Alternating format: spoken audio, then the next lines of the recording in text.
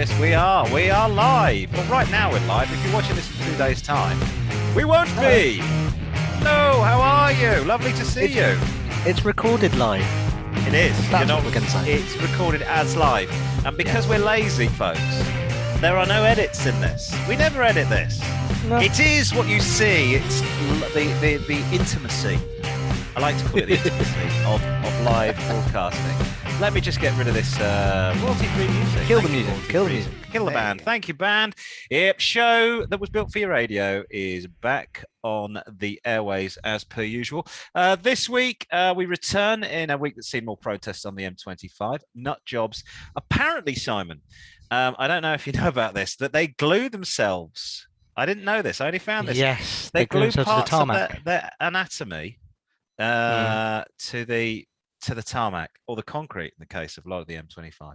Yeah. We've also got this week a promise to increase driving fines in London, and we're going to slide to our deaths this winter as there's a lack of gritter drivers to get rid of the ice on our roads. And if you're listening from abroad and you go, what the heck's a gritter driver? It's basically a big lorry that shoots out bits of stone and salt so that we don't turn into, what isn't it?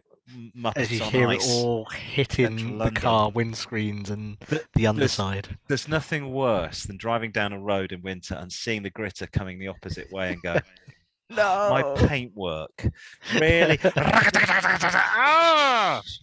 So more of that in the news. We also got a terrible vehicle to review this week. Yes. Of the pups. It truly, I'm trying to think what it is. Oh yes, it's an absolute dog. It's the opposite of a boy racer, and we'll find out more later on. It's a car from the classifieds that no one will want to or should drive. And that we'll also have a great quiz for you this week. True or false? It's as simple as that. Will the statement I make about cars be true, or will it be a false? In the same way as the question I shall be asking my colleague to the left of me. And I believe you have a profile on the Grindr website, Simon. True? No, that's false. It's not Grindr. It's the other one. Oh, is it the one for bald men? Apparently there's one for bearded men. Really? Yeah. Well, no, I'm looking for bearded men. If you're looking for bearded men, I love ZZ Top. It gets me all turned on. Yes, I was thinking that Grindr was for the people that love like angle grinders. And you have a very special yes, you do. You have a very special car in the quiz this week. This is up for grabs. It's Trabant. A 1 in 40 copy model of the Trabant we drove in Berlin. This one probably has the fourth gear working, and is slightly less rusty. And probably goes faster though. Yeah, it does. Yes, but anyway, let's move on. Enough talking of those gay pickup websites, those little swiping things. Not that sort of channel. It isn't. No. But we do have a great show for you on the way this week, and a couple of great driving roads in the Lost Highways. We have got Lost Highways, haven't we? You've got Lost Highways? Yes, I got it. I've got it. Yeah, it's all good. We'll be heading somewhere hot and somewhere not so hot this week, and lands far. Also, we have an amazing car this week in store in our classic car selection. It is so I have to tell you, there's going to be a lack of pictures from my end because I'm running out of yellow toner. So I went for the bluest car that you can find. I've got a green version of said car. For some reason, it's only showing me the front. It is the Saab 9.3 convertible. We'll reveal more of that later on. I don't know how it's doing this. Yes, exactly. And we'll be asking the age-old question of why do people who do the school run and can't drive a car pick the largest vehicles known to man? You know, those big Chelsea tractors. But anyway. I watched a woman do a 52-point turn in some sort of Golf. So it was a VW, I don't know, Panzer. Golf Plus. Yeah, no, it was it was a VW Touareg Panzer. Yes. Back, forward, ride the curb, back, forward. The space. You could have got a long wheelbase Mercedes Sprinter in this space, but no. Wow. Back, forward. You have to turn the wheel. Okay, back, forward. I'll send you a picture later on, something along those lines. I've seen the video. I think I know what you're talking about. Is that the little Asian lady that just smashes into the side and smashes into the other car and panics and smashes into somebody else? Yes, they can't drive. The yummy mummies can't drive, especially because some of them are larger than the tanks that the Germans used in the World War II, the Yes. Panzer tanks. Well, the women as well. Yeah, they're not Yes, not yeah. so much yummy. They're doing too much yummying at Greg's. Yes. So stay tuned for all of that and more. I'm Simon Sujuan, and oops, upside your head said, oops, upside your head. Do you know the To dance to that? I was going to say, have you been to a wedding recently? Did this at my wedding. My wife in a wedding dress. And we said to the DJ, I don't want anything cheesy. And he was like, leave it to me. It'll be fine. 3 hours It's a into the wedding. disco, oops, upside your head, said, oops, upside your head. Yes, it was Simon Suju on there, folks. Not so much a Gap band, more of a Mind the Gap. And I'm Oh. Richard Green. And just what is it that you want to do?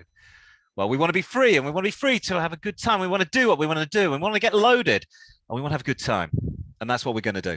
Way, baby, let's go. We're going to have a good time. We're going to have a party. And that's what my 7-year-old daughter says to me every single week. She's a big fan of Peter Fonda. Wow. And also Primal Scream. I think it was Yes, yeah, they use it at the start of the song. yeah, fantastic song, Loaded. Takes me back to my very, very, very early days. This, of course, is Car-Boyz. It is Car-Boyz. The show. I have a new sponsor for the show. It's called Unleaded Petrol, and the slogan is more expensive than gold. You can taste the ethanol. So that's the unleaded petrol. It isn't really petrol for kids if you're watching. Yes, kids don't do it. There will always be one, isn't there? I feel people. It's the sad news that comes this week that Fred Dinage of How is finally retiring at the age of 126. Yes, he now hosts. If you were a kid in the 90s, yeah, he does the news program in Meridian. Yeah, that's it. Yeah. And he's been doing that, I think, for 40 years. He's been on television since 1966. His daughter, I think, was a government minister for a while and a Tory MP. And I was like, Fred Dinage is finally retiring. He's nearly 90. How? I just felt like Fred Dinage there. Let's have a look at what happens when we drink petrol. Not really, kids. I went down a rabbit hole this afternoon. I was watching old episodes of ATV with Fred Dinage in a 1970s very slick tank top. Time now on the show. It was great. Time now on the show. It's very specialist that for Richard's Rant. It's where I take a sideways view of the world from my own weird, and I would argue warped perspective. Unlike other sections of the podcast, this will be a dictatorship. I shall rule unchallenged as supreme ruler, not a ruling going on, in my very own banana republic. I need some more medals. I've been driving in my car. It's not quite a Jaguar. I bought it in Primrose Hill from a bloke from Brazil. So sang Nutty Boys Madness in their song I Like Driving in My Car. In the song, the band moan about having an old banger of a motor that was built by Morris and used to belong to the GPO. Now, for children out there, the forerunner of British Telecom was the GPO, the General Post Office. Now, there's a weird thing happening right now where older cars, I kid you not, and not classic cars, just slightly older cars, 1 or 2 years, are becoming more expensive than new ones. According to the latest figures, car buyers are growing increasingly impatient with delivery delays for new motors. They're paying more for some year-old used models than they would if they ordered one straight from the factory, which is bizarre. Never seen before spike in used values in recent months as a result of the ongoing computer chip shortage from China. It's great, which limited new vehicle production and significantly pushed back delivery schedules for some of the latest models. Now, the average price paid for second-hand cars is at a never-seen-before high, soaring by a fifth in September alone. This is not all second-hand cars. This is cars that are 18 months, a year old. So it's what I would call a brand new flipping car, because I've never owned a brand new car. Exclusive data provided by the vehicle valuation experts, CAP reveals which I've been doing a lot with kids and also speaking to people on telemarketing in India. Sorry, C, yes, C, like a small C, a curly car. Okay, as opposed to kicking car. It's not a kicking car, it's a curly car. This reveals which models, 12-month-old models, are in the highest demand right now. Drivers willing to pay up to 20% Wow. Offer list price with a car with 10,000 miles already on the clock. The nation's largest car sales platform, Auto Trader, says values of second-hand cars have grown for 18 consecutive months. Essentially, since the pandemic struck, the average value of a second-hand car listed on Auto Trader has gone up from 13.5 grand to over £16,000 in September 2020, and an increase of more than 21% annually. It means some used models are now selling higher prices than they cost new. Topping the charts. Obviously, it was out of tune enough, so we wouldn't have to pay royalties on that. Yeah. I can do the symbol. Top of the charts is the Dacia Sandero, which was replaced with a new version of this year. There's the Dacia Sandero. What an absolute dog that is. The average price paid for a new one, where stocks remain, is $9,773. The average sale price for used examples with 10,000 miles on the clock is $11,673, a premium of almost 20%. So China producing less microprocessors, the production plants shutting down last year in Korea, Japan, USA, Europe, UK, and the rest of Asia. We all knew this would happen.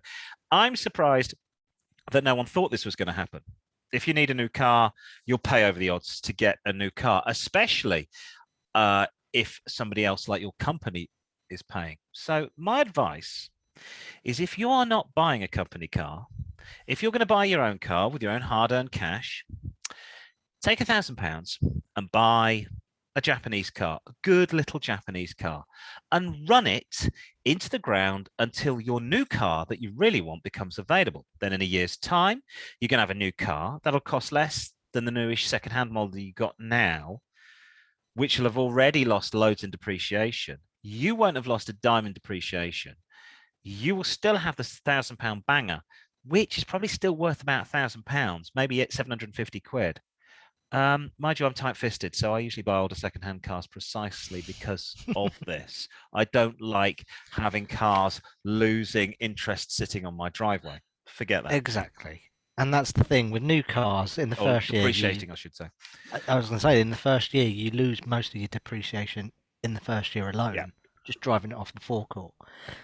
So why you would pay a premium on that, I don't know. It doesn't make any sense. Who would pay a premium for a badly made Renault by Romanians? I don't know. Why would you? Look, I get it. I get you want something easy. You want something just. I don't want any hassle. But I've bought 3 cars that were still in warranty, so they're under 4 years old. Yeah. They had less than 30,000 miles on the clock, and they're absolutely fine. There's nothing wrong with them. Completely fine. They're in warranty. Anything goes. Bang on it. That's up to the dealership to deal with. If you buy something like a Hyundai, I believe the warranty on them and Kia is 7 years. Yeah. Get something low mileage. You get something that's been a lease car for somebody. If you're only going to keep it a short time, it doesn't really matter. You just But as you said, that's good advice actually. £1,000, buy yourself a banger. You can get something decent for about £1,000. Yeah, that will tide you over. In a year, that Dacia, if you're buying that second hand, will have lost about 2,000 to 3,000. Look at Dacias that are 5 years old. You can get them for about £3,000. Yes. Just saying. Yeah. Shall we have some news? Let's strike up the band. Let's have some. Strike up the band here. Oh, hang on. It's moved on. Here we go. Can we get the band back? 3, 2, 1.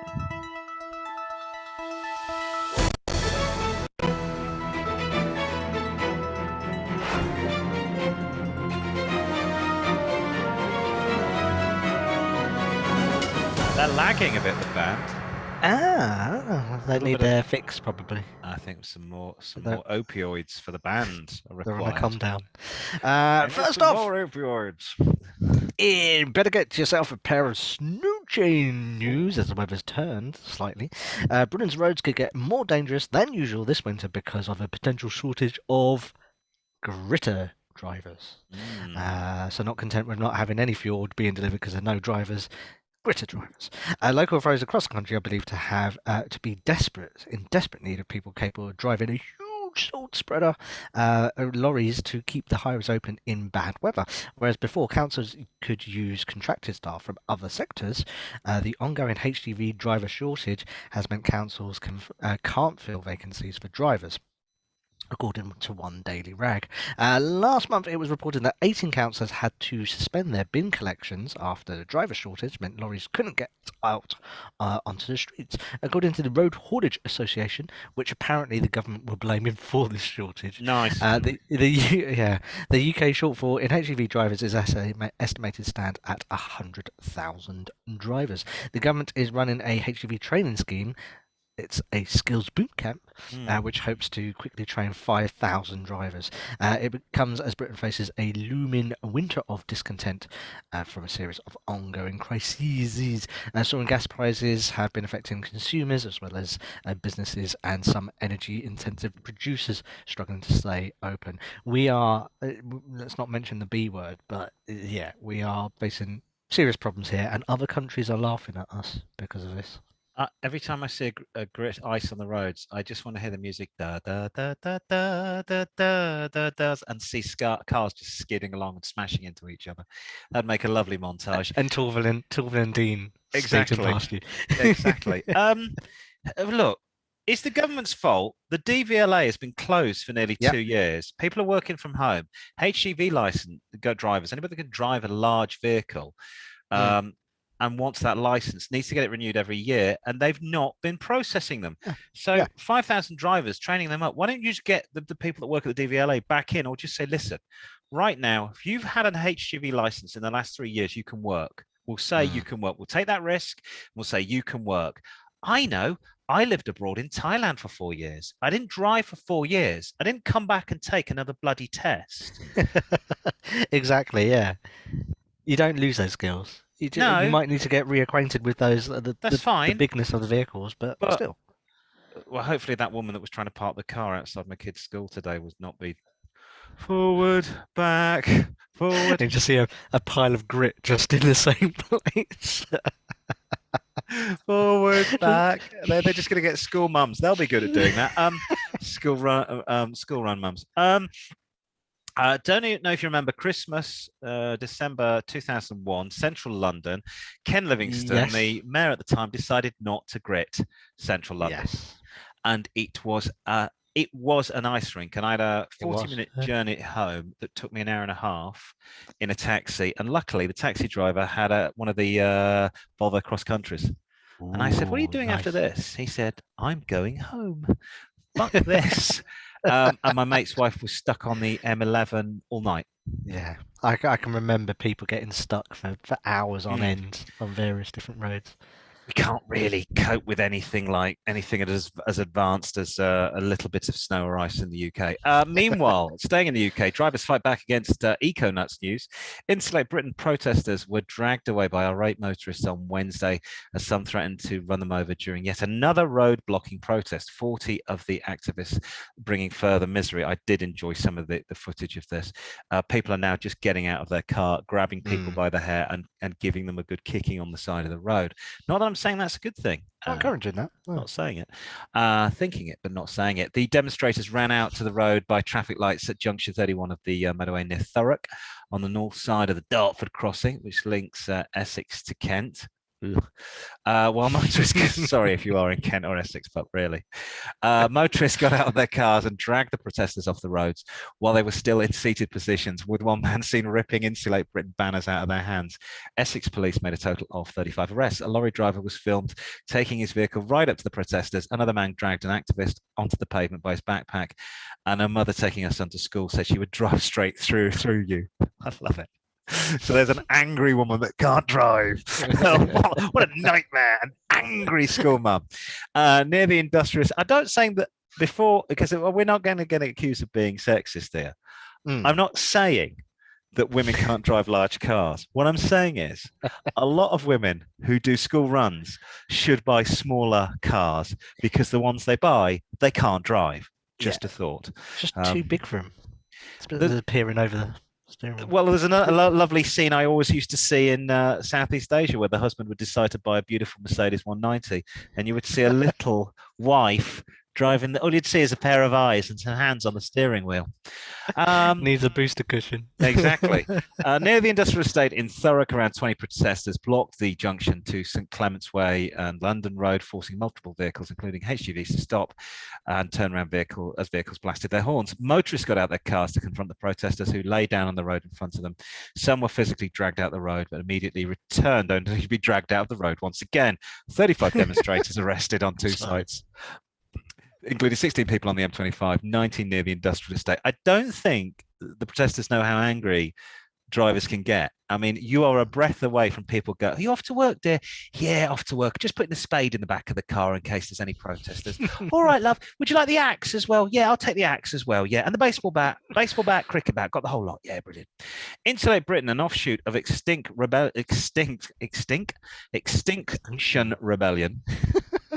Yes, they do stink. Said today marked the 13th time that have caused disruption on motorways or roads over the past 4 weeks.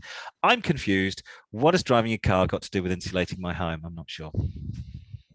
So two things with this. One, like we're talking about lorry drivers, you'd have thought, well, actually, there's probably some retired people that can insulate people in people's houses should they need to.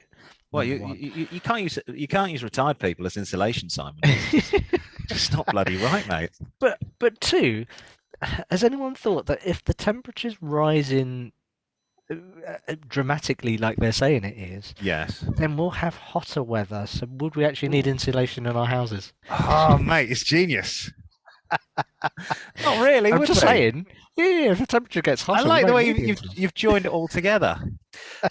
After this, I won't include it in the link to the show, but there was a very interesting interview I did watch with the former head of Greenpeace, who is saying that we actually need more carbon dioxide, not more, and is saying statistics are being used to control people. Interesting. Not that I'd say that, but you know. And speaking of which, Ian lies and damn lies and statistics news. See what you did there. Speed limits in urban areas should be slashed to just 20 miles per hour, according to campaigners. Campaigners again. Research carried out by the engineering consultants Skyrad revealed that it could cut vehicle emissions by up to 20. That sounds worryingly like, what was the one on Terminator? That's not NORAD, is it? No, that was. I'm gonna. You continue the story. I'm gonna go and do some research. Okay, but it could reduce emissions by 28%. The study involved real-life modeling, saying real-life and modeling in the same sentence. Not quite sure of that. Of urban traffic, taking into account the stop-start nature of roads in towns and villages. The team compared scenarios at the 20 and 30 mile an hour limit and found carbon dioxide (CO2) emissions were 26% lower at 20 in the 20 zone, with nitrogen oxide, which is NOx, NOx, was 28% lower. Campaign group 20's Plenty for Us says the findings clearly show that reducing the speed limits in urban and village areas to 20 miles an hour will help the UK reach its target of net zero emissions by 2050. The effect on journey times was also modelled, revealing that the maximum speed of 20 miles an hour reduced the average journey time by 8% compared to a maximum speed of 30. I'm not quite sure how that works, but hey. The campaign group says that the auto industry is fully aware of the impact of acceleration on vehicle emissions, but doesn't publish results. Speed limits reductions are likely to be a key initiative to reduce climate warming with CO2 emissions and harmful NOx, the group said, adding that they also have a significant effect on public health through air quality improvements and active travel. So we're reducing speed limits. Yep. But you're encouraging people to drive electric. Yes. So eventually, when they get the dream of the majority of vehicles being electric, these speed limits and the emissions they produce is irrelevant. Yeah. I'm just saying. Didn't you get the memo? Didn't you get the memo from Skynet or whatever they call it? That's it. Skynet. That's the one. Terminator. Sorry, Skyrad. This is where you can F people right, left, up the what's it. Yeah. It's using statistics to prove a point. So you're saying I go from point A to point B, 20 miles an hour, 30 miles an hour, point A to point B. Well, only reduces it by 8%. It only reduces it by 8%. I'm starting to talk like Michael Caine. It only reduces it by 8% bloody. Because you're not moving, because you're in traffic, because you're in an urban area. Yeah. If you straight line of 100 miles at 20 miles an hour or 30 miles an hour will take you a third longer at 20 miles an hour. It's pretty effing simple. What we don't need is 20-mile-an-hour limits because we're already doing under 10 miles an hour for most of the time because of the levels of traffic. Now, they said a 26% reduction in NOx, in CO2 emissions, but over what period? If it takes me longer at 20 miles an hour than 30 miles an hour, my engine will be running longer, which will surely suck up any tiny reduction in harmful emissions represented by the figure of 26%. Speed bumps. There's another thing. My neighborhood, the whole of Southwest London is covered in speed bumps. You slow down, you speed up. You slow down, you speed up. You slow down. And that's the way everybody drives with speed bumps, which defeats the whole point and produces even more pollution. The point is, hitting somebody on a bicycle at 20 miles an hour is better than hitting somebody at 30 miles an hour on a bicycle. So just admit that's what you want to do. That's fine, but don't try and convince us that 20 miles an hour is better than 30 miles an hour in terms of pollution, because it's not. And I'll tell you that the big thing that came out of the COVID was London like a ghost town for 6 months. And I covered a story for a news agency on this, and the pollution levels in central London went down by how much? Round about 5 to 10%. And there was no cars. I remember walking along by Vauxhall up to Millbank, and there were no cars. You could have walked in the centre of the road at midday, weekday. Now, usually that's bumper to bumper. There were no cars. Pollution levels gone down 5 to 10%. It doesn't make any sense to me. No. The other thing is, so in London, it happened to me this morning driving. So I have to drive to use public transport. I have to drive. To your public transport, because your public transport 10 connections are shite. Yes. Can you not get in from where you live? Isn't there a train station? You would go down not directly, no. Unless you want. So already my journey takes me roughly about an hour and a half to get in. Whether I do public transport or car, which is roughly about 25 miles, is what I do. Yeah. But partly in London, the reason why the traffic is so slow, which I noticed this morning as I stuck my head out the window to see what was going on, is London. The things like bus lanes have been moved further out into the main part of the road. So traffic is going to go slower and get stuck behind these buses, which is kind of defeating the purpose, because your CO2 levels, you're stuck in this traffic. So you're pumping out these CO2 rather than moving traffic. Yes. They've done this in... We should have a stop-start car and destroy your engine in about 3 years. Switch it off. Yeah, good. Chiswick High Road used to be a lovely 2 lanes, 1 lane, 2 lane, 1 lane, 2 lane, 1 lane, 2 lane, 1 lane. So you could hoon along there at some fantastic speeds at night. You can't hoon along there now at all, because what used to happen was a bus would pull in to pick people up. Yeah. People would go, oh, everybody, it's 2 lanes, everybody get behind each other, and off we'd go. We'd all filter in, and it was lovely and it was flowing. Now with COVID, and I don't know what a Chinese pangolin pandemic's got to do with bus lanes, but they've built massive concrete. I mean, councils have obviously seen this as an excuse to get away with their socialist Marxist aims, and they've built massive cycle lanes. They've built massive concrete. Literally, it's just weird sort of concrete pavements into the road. So it's now down to 1 lane. It's 1 lane this way, 1 lane this way, and the whole thing's a standstill. So so much so, I don't know about your bus stops and the extended road out, but so I have to take a picture. I have to stop and take. I will do. So where our cycle lanes are, vest on, you can get away with anything. Go on. The cycle lane goes through the bus stop. Nice. Yes. You've got the bus stop. Yes. But you've got a little ramp and a cycle lane, and like an island of shit tarmac, and then the road. When the island of shit tarmac that no effer stands on, nobody's on that. What is this for? Apart from you going, you shouldn't be in a car. I'm only in a car. And I had this exact conversation because there's no other way. We went to Berlin 3 years ago. You and me caught 2 taxis in Berlin to get from the airport to the hotel, and then we got slightly. I think it was me that got slightly more. than you. And we caught another taxi to get back to the hotel that night. But the rest of the time, we hooned around on public transport, and we even came away from some center of Berlin. I don't know what a zoo station or whatever to Tegel on a bus, but on a massive bus, and you can get your suitcases on, and it costs like €5 each. I was like, this is fantastic. And you're on all day on the U-Bahn and the S-Bahn and the trolley bus and the tram and the train, and it all works, and it's all fantastic, and it works 24 hours a day. So why would I want to own a car in Berlin apart from maybe to go away for the weekend when I take my trusty Trabant to my summer house in Dresden? We're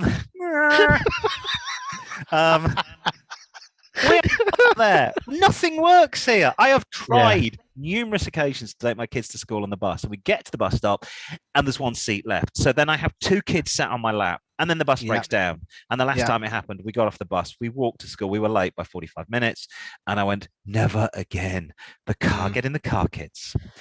And finally, because I am going out for a drink tonight, hang on, I'll get the voice right. I am not a number, I'm a free man. News.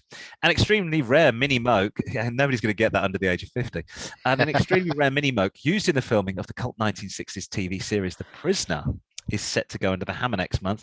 It's predicted, I've got a picture of it here, that a winning bid will need to be in the region of £60,000 for a collector to acquire it. Hang on, here we go. With the giant ball after it.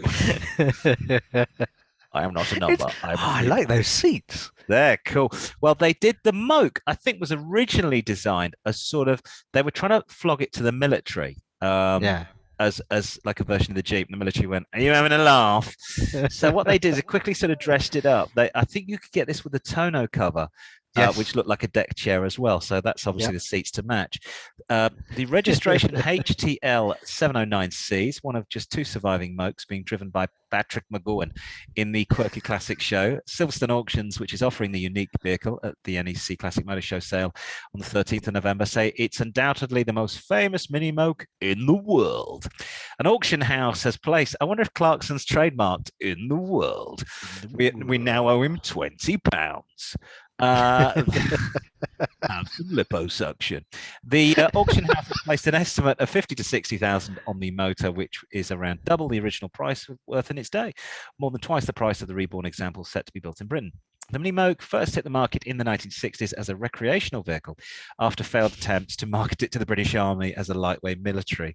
Can you imagine going into Kabul in this? Emphasis on the lightweight. It would have to be. It would have to be. If you're in the military and you drove this, you would have to have a speaker constantly playing yakety sax.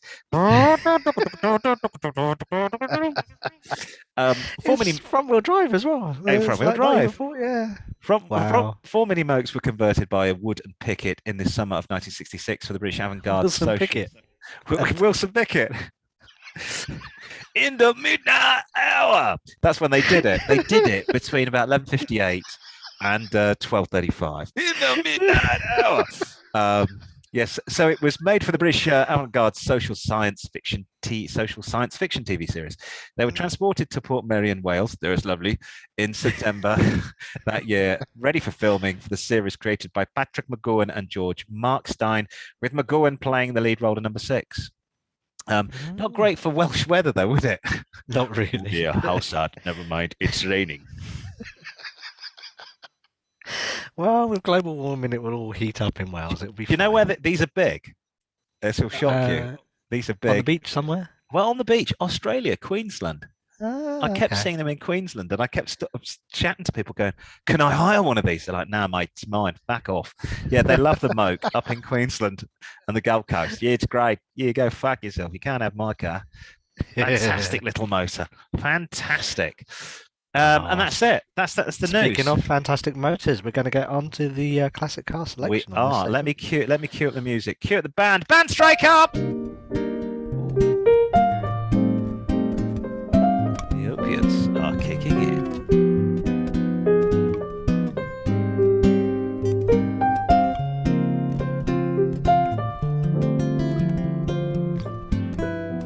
Oh, I like that. That bit at the end.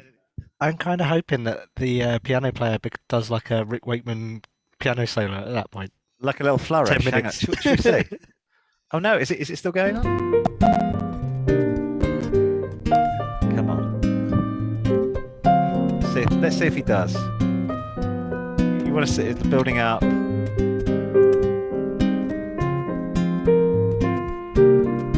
Here we go. Once again. Yeah, he sort of did. Not really. I was expecting da da da da da da da da da da da, and then anyway. It is the classic car selection. Those of you that were listening to last week's show, we looked at the Volvo V70 convertible. We did. And now maybe a good time to actually buy a drop top car. Summer has just finished here in England, where it never really turned up. So it means that more often than not, the roof has come down, the cars have had a bit of an airing, and also most stink less than mold. Most converter prices go up as the sun comes out and demand increases. Well done. So, the bad thing though in this car segment is that it is crowded. The likes of the 3 Series, the A4 and the Mercedes CLK are all premium 4-seater convertibles in this market. The offering we are looking at though, as we said, is another Swedish car. It's the Saab 9-3 convertible, and we've got a little picture with the little top down. This is what it looks like. From the rear, which I believe is always the best way to view a Saab. Look at that. It's a bit J-Lo, the rear. It is a bit J-Lo. A little bit Kardashian. Saab introduces it full of plastic padding. And foam. It looks like she's wearing a fucking nappy. The last time she was on, I was like, because I've small children over the last few years of my life, and I'm like, she got a full nappy. Does she need change? Kanye, you bring the nappy bag. Oh dear. Saab introduced the Mark II 9-3 convertible in June 2003. It was available in the mid-90s, but it had a 1.8 or 2-litre petrol engine and a choice of manual or automatic gearboxes. The bigger engine came with 175 bhp or 210 bhp in that form. The later flagship model was called the Aero, which that's the one I had. Yes. That's the one. It was a 250 bhp, 2.8-litre V6 petrol engine. It bolstered the Saab 9-3 convertible range in July 2005. 6 months later, they introduced a 1.9 true DI. This combined with 124 mile an hour top speed and 45 mpg economy wherever roads allow it. Saab had been building convertibles for many years, but the concept has remained the same: a 4-seater soft top that can be used all year round. Especially because the Swedes have very dodgy weather most of the time. The 9-3 convertible is the company's most desirable model, helped by its neat styling and understated image. While folded hardtops are becoming more widespread, the Saab soft top is still impressive. It's fast-acting opening and closing. We do like that fast-acting opening and closing action. Is it fast-acting? Does it open and close? In 20 seconds, no less, at speeds That's of what I up to need. 20 miles an hour. That's like Rennie. Apparently, also, yes, the heartburn. Not Rennie from Hello. The roof of these cars are also very highly insulated as well, which is all very good. However, some say the interior is a bit of a letdown. There are too many buttons and it lacks a quality feel that you'd expect from a premium car. In terms of driving, that's because also GM owned it around that sort of time. I was going to say, I haven't mentioned Vauxhall Cavalier yet, but I will. In terms of driving, it's not up to the standards of the best convertibles either. So in 2007, it was given a notable facelift, as probably Kardashians were, which brought a much sharper, much sharper front end, along with a more modern overall appearance. The 9-3 convertible was the first car in its class to score 5 stars in the Euro NCAP. There's one in a lime. Is that lime green? I think it's baby shit green. Yes. In addition to the 4 airbags, it also featured a pop-up rollover protection hoop. So should the worst happen, the windscreen surround is massively strong, ensuring that every bit as safe as the 9-3 saloon. Deadlocks and immobilizers were also there to help deter thieves. And with the roof down, you lose a fair amount of the boot space in the back, although you can still squeeze in the shopping if you wanted to. Roof up, there's a respectable size boot. It raises from 258 litres to 352 litres, which is about the same as a Volkswagen Golf, which is pretty good. Not bad. However, it has no folding rear seats to increase capacity, but models with fabric seats, this is quite neat, have a waterproof membrane to provide protection should the weather catch you out, which is pretty good. I Okay. quite like that idea. So yeah. So what do you look for in a car like this? Well, the 2 litre is the best buy, because it's a balance between performance and economy. The V6 is very costly to run, so avoid that. All 9.3s are turbos, have turbos, so make sure the oil has been changed regularly and look out for blue smoke just in case. The front suspension cars can also brake, so listen out for rattling and knocks while driving. Petrol engines don't have a cam belt, they are chain driven, but the diesel alternative does, so make sure those have been replaced. All cars feature a dual mass flywheel as well. That's a little technology for you, which are prone to fail, and also high emissions means it has a steep road tax bracket. So it's not less compliant. Not no, actually, this one I did that I saw.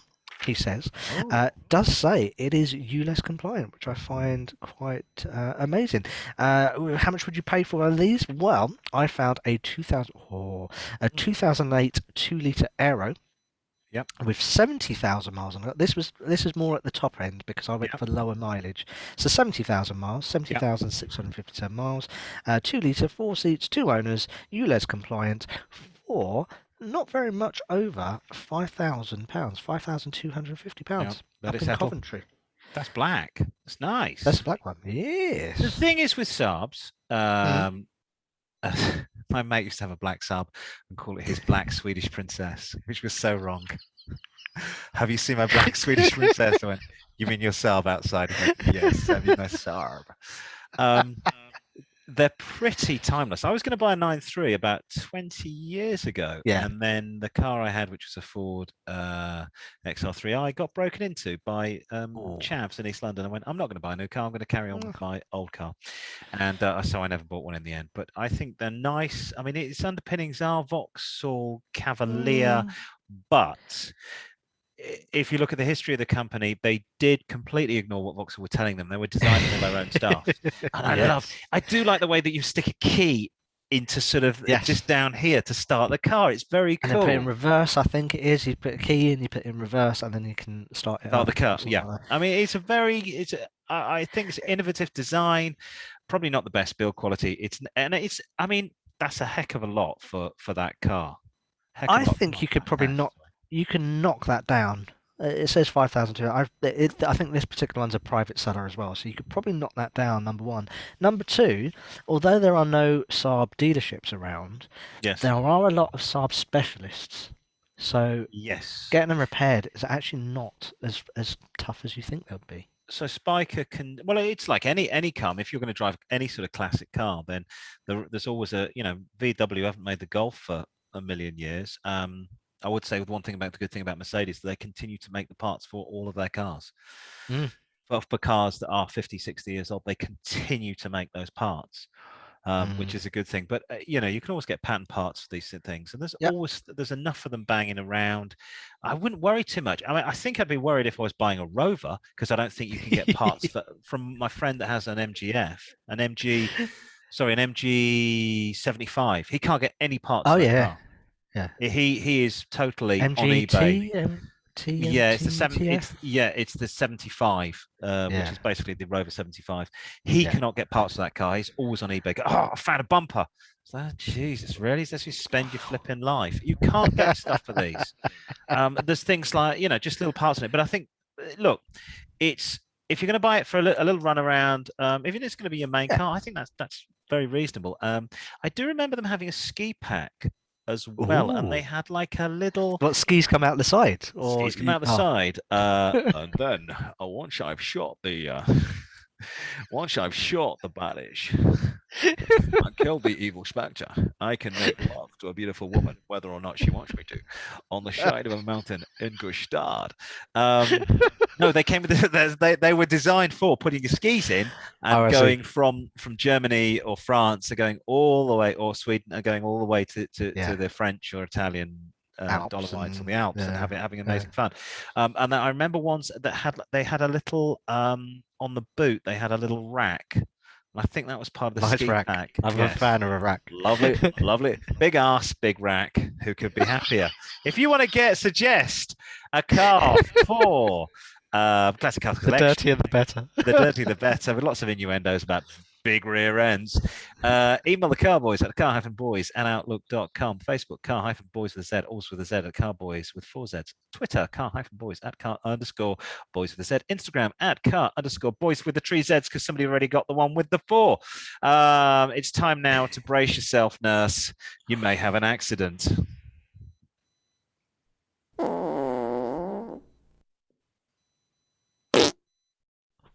Gone sweet. I don't think that's somebody doing that with their lips. I don't know. Yeah. Yes, of course. So the reason for these fart sounds.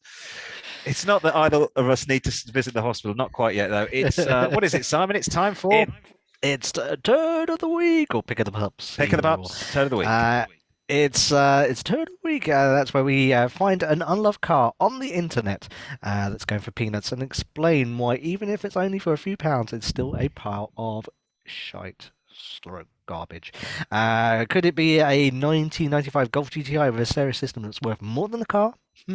It could alternatively be a heap of junk that's been used to ferry a feral family of children from school and back, and it just smells of dog and Haribo. Nice combination. Whatever the problem is, it'll definitely be a right old banger. This week we have to say thank you to Alan in Chiswick, nice part of the world. I know. Steve. Yes. Hang on, you have to say.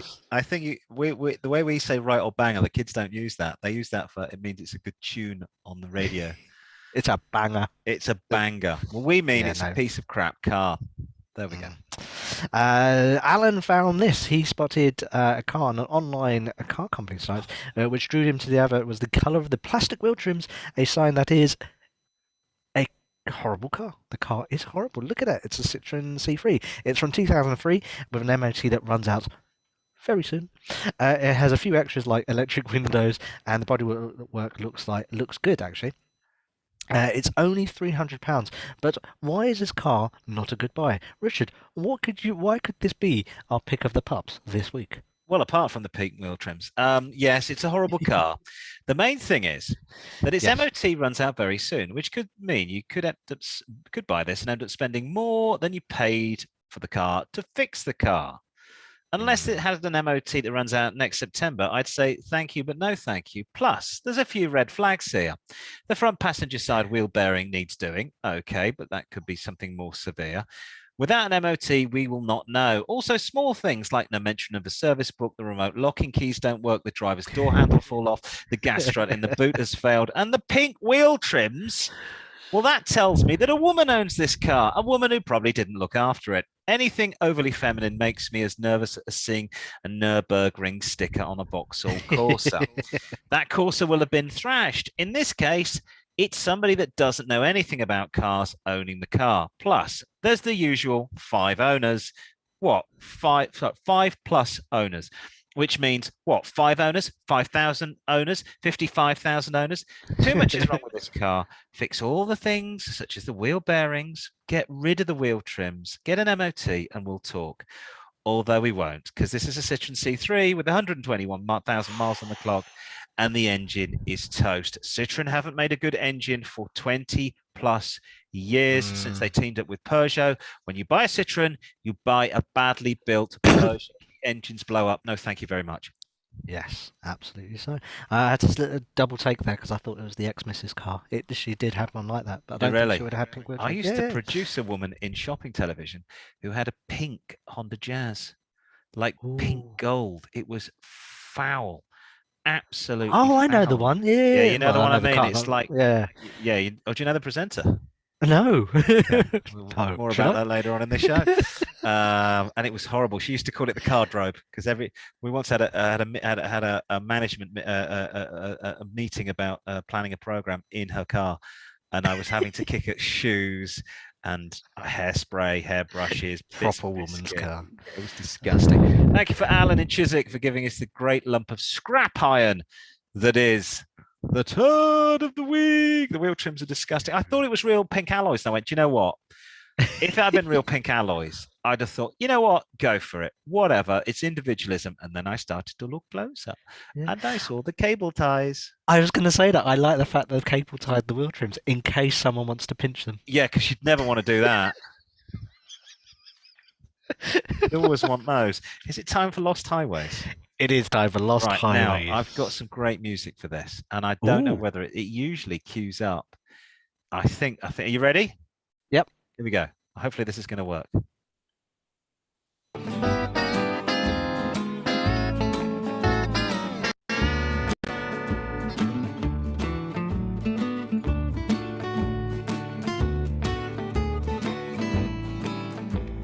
I love my sister, she's gonna marry me. We'll keep the gene pool very limited. She has 6 fingers as well. On her foot, 8 fingers on the other. Boy, I love her so very much, 'cause she reminds me of my mother. It's time for Lost Highways. We've just lost the Southern States. We've lost the Rust Belt, Simon. They've disowned us. It is, of course, the feature on the show where emails viewers is in. Viewers emails in and give us their favourite roads and the reasons why they love them. It could be a quiet coastal road that leads down to the sea, though alternatively, it could be a straight 2-lane blacktop that leads to infinity and invites you to gun the pedal to the metal, whatever your poison is. Let us know your perfect driver here on Car-Boyz. First, to get in touch with us this week is Ali Baba from Paisley, which I think is just outside of Glasgow. I think I've been there. Shirts. She says, okay, Car-Boyz. She and her girlfriend took a road trip around Iceland a few years ago. I think that's Iceland the place, not Iceland the shop. The best road in Iceland is the Ring Road. Oh, there you go. Did they pick up some onion rings? Apparently it's called Route 1 and it's around 1,300 kilometers. Wow. And essentially creates a large circle around the island. This is a route that has one of the more popular road trip routes around the country, as it's easy to follow and gives visitors an introduction to the wide range of landscape, scenery, and activities. Geezers in Iceland. It's funny, they go to the not going to go there. It's 2 lesbians that go to a country that's full of geezers. They should have gone to Lesbos. They'd have been happier.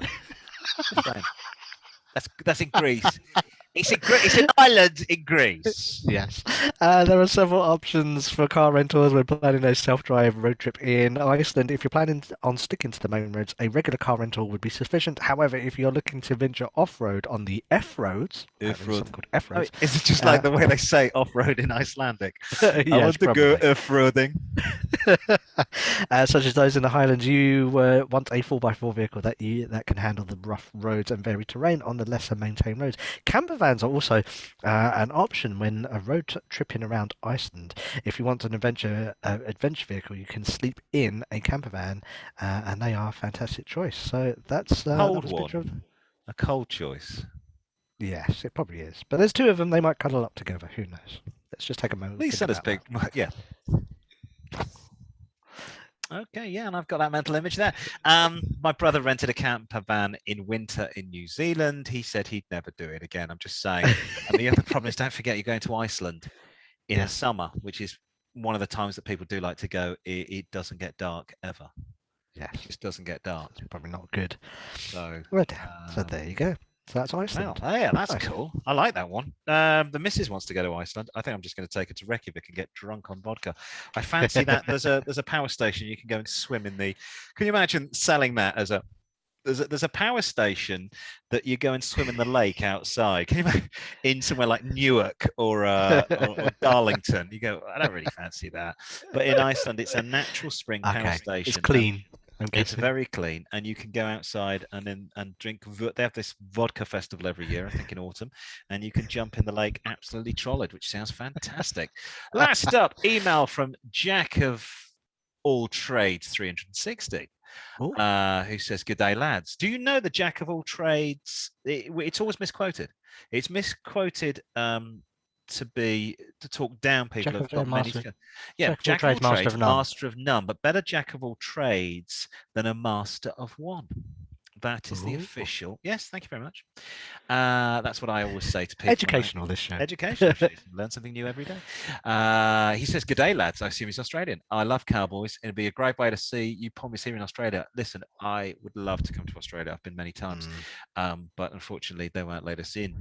They're currently experimenting with some real social. Well, they're experimenting with something over there. I don't know what it quite is. I know that my brother's been out of his house in Melbourne for about 2 years now. Wow. It says the best highway they have is the Barossa, located near Adelaide in South Australia. South Australia. The Barossa is approximately 60 kilometres, 43 miles, just over an hour drive north of Adelaide, one of the world's greatest wine growing areas, with more than 150 wineries, or as we say in cultured Europe, vineyards, and 80 cellar doors. There's nothing there, just a cellar door, mate. Tour the Barossa. Leads to nowhere. Cellar door on the side of the road. Tour the Barossa by bicycle, motorbike, vintage car, hot air balloon, or helicopter, and wine and dine all your way around some of Australia's finest restaurants. A world of gastronomic delight awaits you in this picturesque cluster of villages, rolling hills, stone churches, and vineyards. I once met a woman in Australia, in Queensland, that ran a business that did helicopter fishing. And rather naive, I went, "How the hell do you fish from a helicopter?" And she said, "No, you idiot. No, you bloody idiot, Pom. What we do is we fly to a remote location and then we land and then they fish and then we pick them up." And I was like, "Only fish from a helicopter. Bloody hell, these propellers are right putting the fish off today, Charlie. You got any tea?" This is a great way to explore the scenic region, and it's to follow the 38-kilometre Barossa Heritage Trail. The self-guided driving tour takes you through the main towns where you can delve deeper into the Barossa Valley tourist attractions. I have driven in Australia quite a few times. It is good driving. It's very empty. You can hire a car really, really cheap. And as long as you don't do too much off-roading, you can get away with it. I go and watch Bill Bailey does a whole thing about going off-roading in a Suzuki Jimny, I think, and just watching the dashboard slowly fill up with bull dust. So you couldn't see any of the instruments. But yeah, nice wine region. If you do want to go out and have a bit of a session, they also probably do tours out of Adelaide on the bus, so you can go on the bus with a load of people. My father's done it out of Melbourne. I'm trying to think of the valley. There's a big famous valley just outside of Melbourne, and you drive there. It takes a couple of hours to get there, and then you just go around wineries, vineyards, and you get drunk and you get back on the bus, fall asleep, and wake up back in Melbourne. About 80 quid. Brilliant. Over to your uncle. Fantastic. Yes, usual address if you would like to suggest a driving road. These are quite spectacular ones we've had the last few weeks. If you want to suggest something like literally one of my normal one of my favourite driving roads is the Banbury Road to the Shipston Road in Stratford upon Avon, and it's a very, very little narrow road where you can only get one car down, and it's really like London. Exactly like London, more green. It's time now for our royalty-free music. Unless you're in North London. North London, unless you live in North London. Yes. Green. Here we go. Here we go. Is this going to work?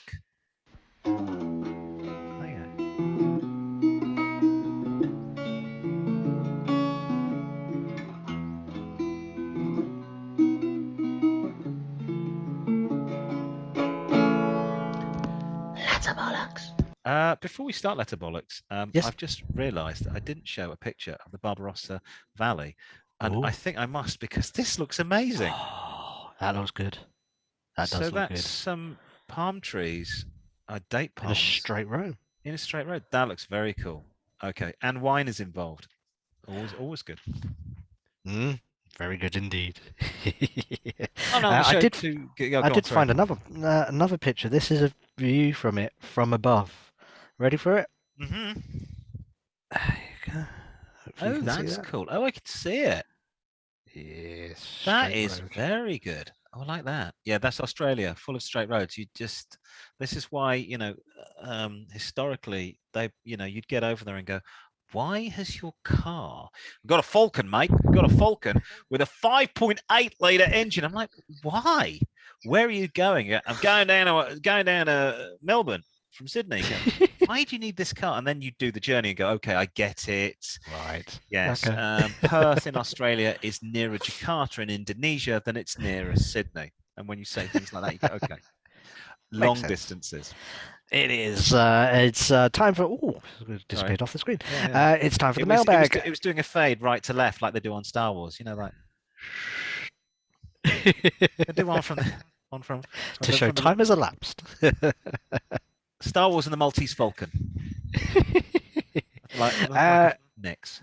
Yes, a bit of a wipe across the screen. Wipe from left to right. Yeah, and the little lever that's Simon in Warrington says, "All right, Car-Boyz." Warrington, which is not mistaken, the birthplace of Chris Evans. He wants to know what we think of the Honda S2000. Yes, there's one. He's thinking of buying a grey import version. That's blue, not grey. Oh yeah. No, I know what it means.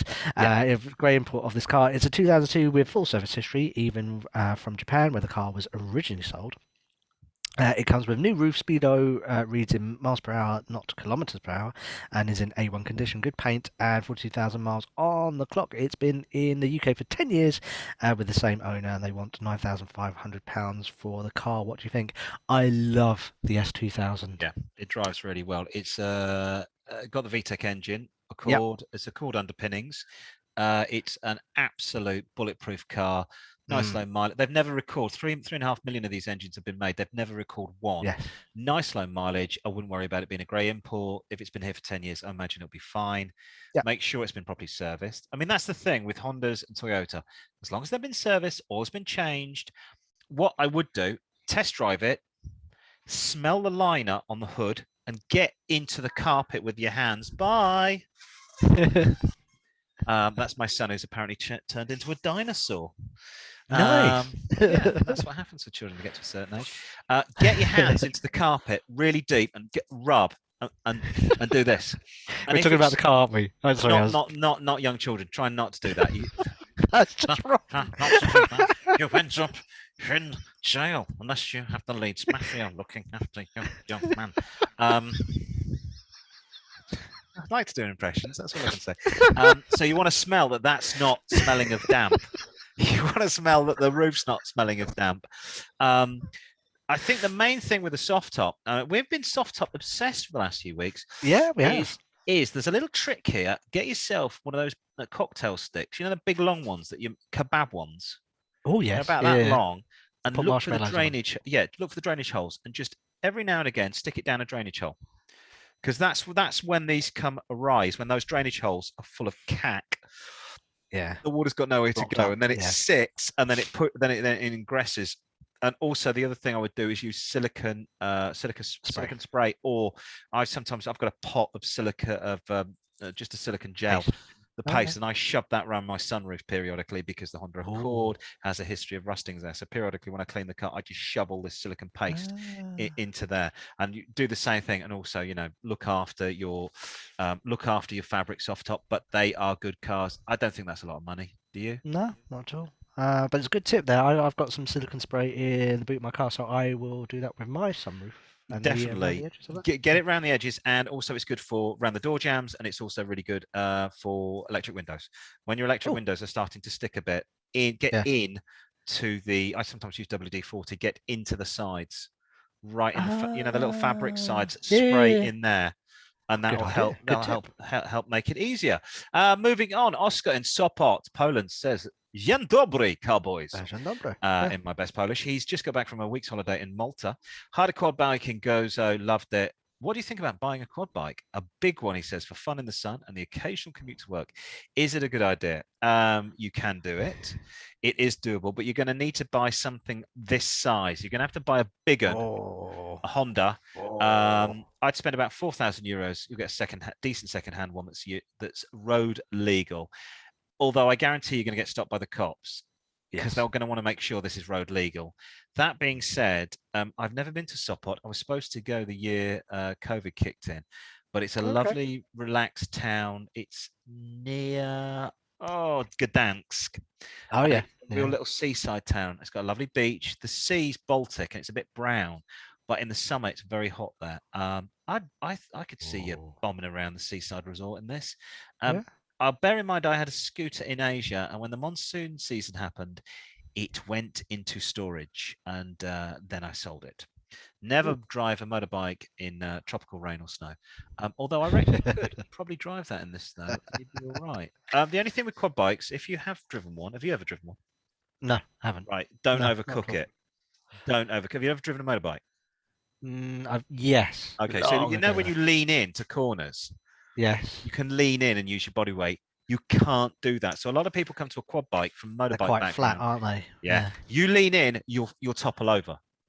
Which probably happened to Rick Mell. It happened to Rick Mell, and it happened to Ozzy Osbourne. You can't overcook it. You can't just do this. On a motorbike, you can do this very quickly on a trials bike, and you'll go round on it. Yeah, and you lean into it. You can lean into corners, and you're like 45 degrees, no problem. Motorcyclists will know this, but with a quad bike, it's the equivalent of sitting on top of a car. That's the only way I can describe it. And when you turn it, it doesn't lean. So you go whack, the wheels lock. Oh, I was at a funny party. Oh my God. I was in a party years ago in Kavos in Greece. And I was sat there with a cocktail with a girlfriend at the time. I think it was a White Russian, the cocktail, not the girlfriend. The girlfriend was my black Swedish princess. Hey, yeah, thank you. I knew we'd get around to that again. I'll put it back into the show. And we're sat there with our drinks. And we go, this is nice. It's a lovely hot evening. And a quad bike came around the corner. The guy overcooked it and went straight past us and hit the bar. And I just went, oh, well, better get out of here then. Bye before the Rosas turn up. That was it. Oh, that's really good. I really like that. So thank you, Oscar. I think they'd probably say Dobja. Good. So let's move on. Daisy from Bordeaux. Ooh, I like Bordeaux. She's been living out in France for I think that's for a few years. Yes. She's originally from Kent. She drives around in a mid-90s Citroen ZX, not a ZX Spectrum. Ooh. It's getting old, and she wants to know what to replace it with. She has 2,000 euros to spend, and she's happy to have a smaller car, but it must be reliable. So we were talking about. With the previous Citroen in the pile of crap that was the pop of the week. Yeah. Not good, are they? I had an AX and it was very reliable, and I smashed that for about 60,000 miles. And it was a tinny car, but it didn't really rust. It was like, I think I sold it. It was, I mean, it's still not as good as the Hondas and the Toyotas I've owned, or any Japanese car I've owned. But I think I sold it it was about 13 years old, and it wasn't too rusty, and it was a good little solid engine. I don't think Citroen make very good cars at all now. I think they're very unreliable. I had a brother-in-law of mine had the Citroen, the Saxo, and the engine blew up at 60,000 miles. Yeah. Well, what is it? 1952. Engines don't blow up at 60,000 miles.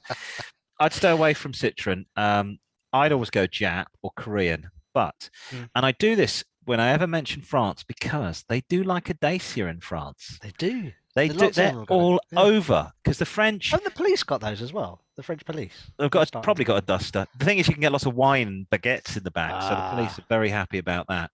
Yes. Now you can get some cheap. Oui. And I need to go for a little wee later on after my 14 bottles of Merlot. Bordeaux. Daisy's in Bordeaux. She's in Bordeaux, so pretty much it's like mainlining red wine. Now we found this Dacia. This is horrible car. Look at it. 4-door boot. It's a Dacia Logan, and like the movie, I'd run away from it. But listen to the stats. It's 2006. It's 4-door. It's 1.6 manual. 2 owners. 57,000 on the clock. Just over 2,000 euros. It's not a driver's car, but basically it's a cheap Renault.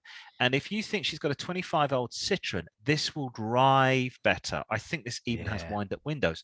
But to be honest, she's after a cheap car that's relatively reliable. I always call these Kleenex cars, because you use them, you abuse them, and you throw them away. Like a tissue, you just go, thank you very much, I've used this. What I was thinking of, but anyway. I know. Viewers don't know anything about wanking. They're here for the motors, not your smutty end of the pier joke, son. I don't know why they're here, but you know, just been full of that this show. Move on, come on, move on. Yes, there you go. So I'd buy one of those. I thought that was. I really do despise this car, but Look at the angle that picture's been taken. I know. Horrible. I did. I looked at the other angles. It gets even worse. It looks like it's been designed by a child. But this is a woman that drives a Citroen ZX. She doesn't care. She's like, yeah, car. Yeah. And to be honest, Renault underpinnings, you're going to get a Dacia dealerships all over. Yeah. It's going to be covered in dents because everybody's drunk in Bordeaux driving around. Finally, exactly. Stephen in Portsmouth. He's looking for a new car. Hello, Steve. He drives a van for a living, but wants something more exciting for the weekends. No kids. Would like to try a rear-wheel sports car. Please, not the hairdresser's car of choice, the Mazda MX-5, which I was thinking about getting. Thank you. Thank you, Steve. A little bit off the top, please. And he has something for the weekend, sir. Something I was just going to say. Something for the weekend, sir. Yes. Like the light hair oil. You know all about this, obviously. He's got £4,000 to spend, which he knows isn't a lot. So what do you think? I was trying to think how it was the cheapest S2000, but no, 4,000 won't get you that, would it? Not at all. Listen, I did a search, and all I entered was I did rear wheel drive, and everything is 3 Series, CLS, CLC, Mercedes, BMW, Mercedes, BMW, Mercedes, BMW, smart car, Mercedes, BMW, Mercedes. But this is, now bear with me, because this is a bit left field choice. It's still a Mercedes, but it's the Chrysler Crossfire.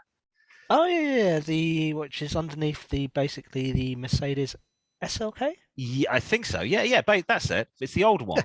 Yeah. So this was 2004 model, 57 on the clock. Full service history, 3 owners, very good condition. So it's basically a CLS with a Chrysler body, 3.2 litre engine. This one is an auto, but you know, £3,000.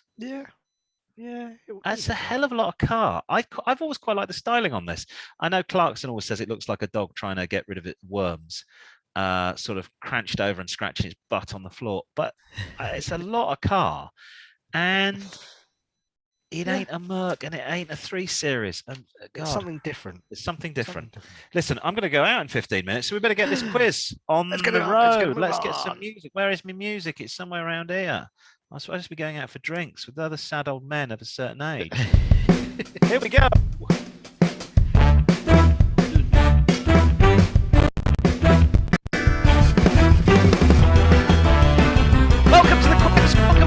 Thank you very much. If I can find the crowd here, the audience here, they are. Thank you. Welcome to the quiz here on Car-Boyz. This week, thank you. Right, shut up. It's entitled True or False. I'll pose a question, and you, Simon, will decide whether it's true or false. For example, a 1988 Ford Fiesta will have no rust on it whatsoever. Is that true or false? True or false? That's false. Yes, of course. Have lots of it will rusted away. In fact, it will only be rust. There will be no metal on that at all. How are you, Simon? Are you good? I'm good. I'm looking forward to this. Super, smashing, great. Not really listening to you. Now this week, you're in with a chance of winning this 1 in 4 scale version of the East German 2-stroke classic Trabant. Although, unlike the one we hired in Berlin, this does come with a 4th gear and opening doors. Goes faster. Hang on, let me get the and door. It's not the shooting brake, but it's not the shooting brake. Oh yeah, we did have the shooting brake. This is the only one I could find upstairs in the kids' bedroom, and it doesn't smell too much of Haribo or dog. Are you excited? Then I'll begin. Question 1. 1957, a famous German engineer designed an engine for NSU with the infamous new type of piston in the shape of a triangle, which made the engine far more efficient and powerful. His name was Felix Tosser. Is this true or false? No, I don't think that's true at all. Really? Yes, it's false. His name was Felix Wankel. The Wankel engine is a type of internal combustion engine using an eccentric rotary design to convert pressure into rotating motion. It was Felix Wankel, and what a Wankel he was. Yeah, you were talking about good Wankel earlier on with Kleenex tissues. Moving to Italy for the next question. And the first Ferrari, the 125S, was built in Maranello in 1936. Is that true or false? True or false? I'm going to go for, well, the headquarters is in Maranello, so I'm going to say yes, it's true. It's false. Ooh. No, it was a post-war creation, not 1936, but 1947. The 125S sported a 1.5-litre V12, producing around 118 brake horsepower. That's just a sausage with wheels. It is basically, isn't it? Savoy. Do you know who should be driving this car? Do you remember Hergé Noddy. Tintin? Okay. Designed by a Gioacchino Colombo. The detective. The detective. What I think we've got here is a sausage car. If you'll excuse me, ma'am. Peter Falk, aye, or in his case, aye. We're off to the US now in the name of the designer, and named the designer of the Classic Force Mustang was a man called Gail Haldeman, who died last year. Is this true or false? The name of the designer of the Ford Mustang was called Gail Haldeman. True or false? I thought it was. So the Lee Iacocca rings a bell, but I'm gonna go for false. Doing well, mate. That fact was true. Gail Haldeman, I'd never heard of this guy's name, was the American designer of the first Mustang. He's the most famous of muscle cars, died last year, 87. The designer worked at Ford and he worked under Lee Iacocca, but Haldeman was the designer of the Mustang. Which I don't think he gets enough credit for. So it's 1 out of 3 so far. Don't worry, your baby bull is safe. You can still be in the chance of winning this car. And it's an FSO from Poland or a Lada, and it'll be worth fuck all in 10 years. Back to Europe now with a question about a French car. The 2CV or Deux Chevaux 2-steam horse was designed in the 1930s. And one of the parameters that the designer was given is the car should be able to carry a basket of snails in the passenger seat across a ploughed field without any of the snails falling out of the basket. Is it true or false? True or false? I'm going to say, I thought that was the DS, not the 2CV. So I'm going to say false. You are correct. In 1934, Citroën designed the low-price rugged umbrella of Form 4 wheels that would enable people to transport 50 kilograms of farm goods to market. One design parameter requiring the customers to be able to transport eggs, not snails, across a freshly ploughed field without them breaking. Look at that one there at the end. That's good. Look at the state of that. Yeah, French cars. Meanwhile, back in the UK, the Brits were dominating the hot hatch market in the 1980s. Rover had the MG Maestro, Ford had the XR3i, and Vauxhall had the Astra GTE. But does GTE stand for Grand Touring Endurance? True or false? Astra GTE, does it stand for Grand Touring Endurance? True or false? I should know this because we did this as a classic car ages ago. I'll go with true. I'm sorry, it's false. It stands for Grand Touring Edition, in reference to being a carb and not an injection. Grand Touring Endurance, shortened to GTE, is the set of regulation maintained by the Automobile Club du Crest and the Grand Tour race cars used in Le Mans 24 hours. Right. So it's a bit, I am set really hard questions this week because I won 10 out of 10 last week. Sticking with the British, and Aston Martin is a company that's been around for a century or so, but it's really hit the big time with its series of DB cars that survive to this day. But what does DB stand for? Does it stand for Donald Brown? True or false? That's a false. It's David Brown. Yes, it's David Brown. There you go. Yes. That's my car. Fantastic. Smoking. I'm going to put a woman in the back and force her to have intercourse with me. Hashtag me too. Hashtag me too. New 007 is coming out soon. It's it's called Bond. We have a problem with a white heterosexual male. David Brown, 1946, tractor salesman David Brown saw a classified advertisement in the Times newspaper offering for sale a high-class motor business. The asking price was £30,000. On inquiring further, he discovered the company was Aston Martin, and the headquarters were in Feltham, which is around the corner from me, and around the corner from where Freddie Mercury was used to live. Elon Musk, the weird South African who owns Tesla, but he made his fortune by creating PayPal, but is now a car manufacturing giant, of course, with the Teslas. His latest Model S is the fastest electric production car of all time. Is it true or false? Is it true or false? Production car. I'm going to say true. True. It is. It's true. The new Tesla Model S Plaid set the fastest time for the production spec EV at the Nürburgring, and I don't think that's an S. Is that an S? Yeah, Model S. Yeah, that's it. And of course, the world's fastest vehicle is a hire car. So yeah, we know that, definitely that. So well done. So far, 4 out of 7. VW were founded after World War II with their Beetle, and it was designed and built under control of Hitler and the Nazi Party in Germany. But Volkswagen stands for World Car. Is this true or false? True or false? that's false. It's people's car. Indeed, it's false. It stands for People's Car, as Hitler had a dream that his car would one day be owned by all Germans. Well, certain elements of Germans, not all of them, because some Germans weren't there anymore.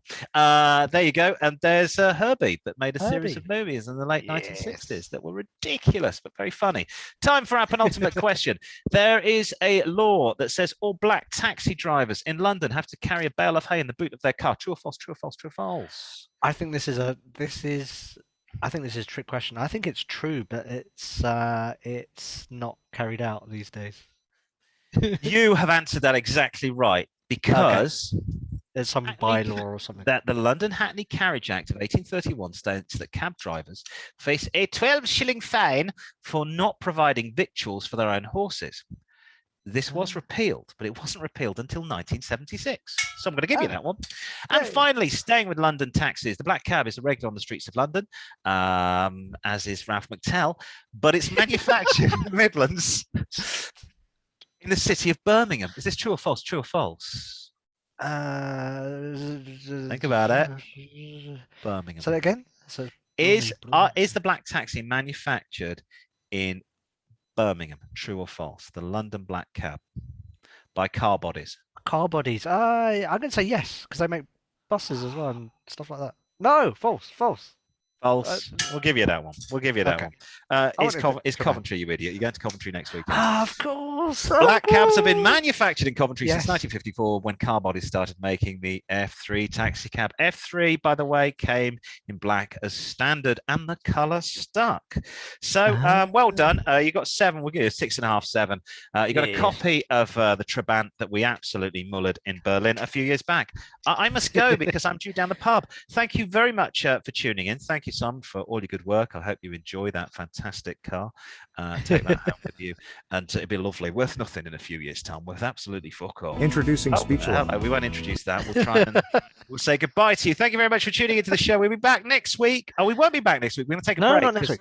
Yes. We're sending Simon to Coventry to learn all about Car-Boyz. Do some research, find out where cars are made in the UK, because we're supposed to know what we're talking about on the show. I know we don't, but we're supposed to. Thank you very much. Have a great weekend. Get drunk, drive your cars. Probably not at the same time. Please don't do that. Just get drunk, and then a few days later drive your car, and we'll catch you later.